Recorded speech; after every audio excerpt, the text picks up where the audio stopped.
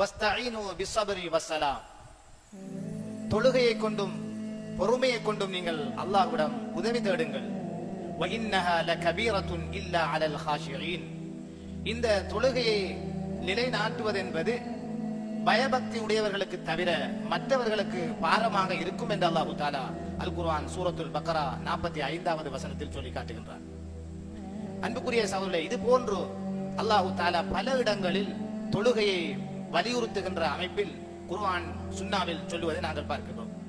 நபிகள் நாயகம் ஸல்லல்லாஹு அலைஹி வஸல்லம் அவர்கள் இஸ்லாம் என்பது 5 விடயங்களின் மீது அமைக்கப்பட்டுள்ளது என்று சொன்னார்கள். இஸ்லாத்தை ஒரு கட்டடத்துக்கு ஒப்பிட்டு அந்த 5 தூண்களின் மீதுதான் இந்த இஸ்லாம் என்கிற மார்க்கம் அமைக்கப்பட்டுள்ளது.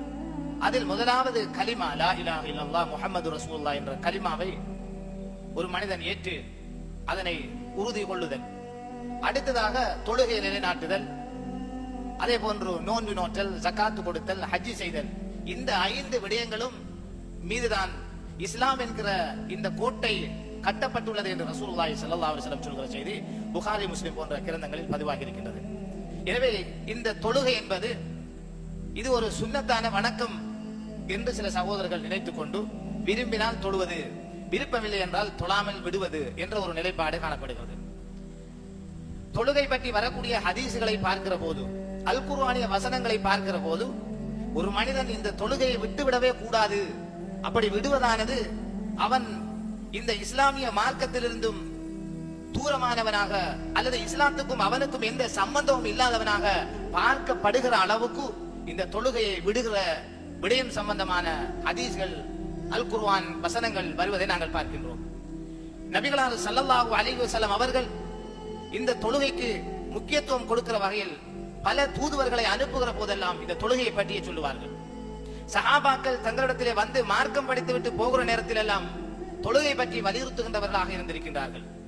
அன்பானவர்களே, அல்லாஹ்வுடைய நல்லடியார்களே, ஆனால் இன்றைக்கு தொழுகை என்பது வெறுமனே வெள்ளிக்கிழமைகளில் மட்டும் சில சகோதரர்கள் தொழுகிற ஒரு வணக்கமாக, அல்லது ரமலான் காலம் வந்தால் மட்டும் பள்ளிவாசல்களே வந்து தொழப்படுகிற ஒரு கடமையாக, அல்லது வயது வந்தவர்கள், வயது முதிர்ந்த ஒரு சில சகோதரர்கள் மட்டும் தொழுகின்ற ஒரு வணக்கமாக இருப்பதை நாங்கள் பார்க்கின்றோம்.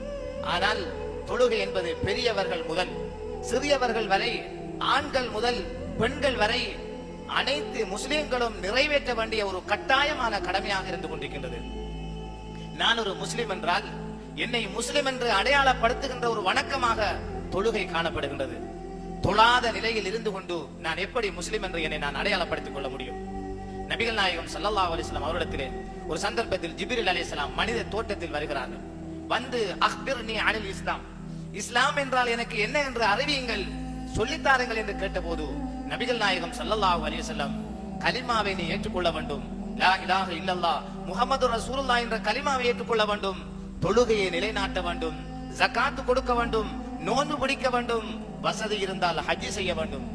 இந்த 5ம் தான் இஸ்லாம் என்று இஸ்லாத்துக்கு ஒரு வரைவிலக்கணத்தை அல்லாஹ்வுடைய தூதர் ஸல்லல்லாஹு அலைஹி வஸல்லம் சொல்லுகின்றார்கள். புகாரி முஸ்லிம் போன்ற கிரந்தங்களில் வரக்கூடிய ஹதீஸ். ஆனால் மிக மனவருத்தமான விடயம் என்னவென்றால், நமது சமுதாயத்திலே நபிமார்களுடைய பெயரை வைத்துக் கொண்டு செயற்படுகிறவர்கள், முகம்மது, இப்ராஹிம், அதே போன்று இப்படி பல பெயர்கள். ஆனால் என்ன ஆச்சரியம், பெயரைத்தான் இஸ்லாமிய பெயர்களாக வைத்துக் கொண்டிருக்கின்றோம். அல்லாஹ்வுக்கு செய்ய வேண்டிய கடமைகளில் மிக முக்கியமான ஒரு பரவான கடமையான இந்த தொழுகையை நிலைநாட்டாமல் இருப்பது மிக வேதனையான விடயம். இந்த தொழுகையை நிறைவேற்றாருடைய விபரீதம் என்ன தெரியுமா? அல்லாஹு தஆலா குர்ஆனிலே சொல்கின்றான், தொழுகையை நிறைவேற்றாதவர்கள் நரகம் போவார்கள். நஊது பில்லாஹ், அல்லாஹ் பாதுகாக்க வேண்டும். சுவர்க்கவாசிகள் நரகத்தில்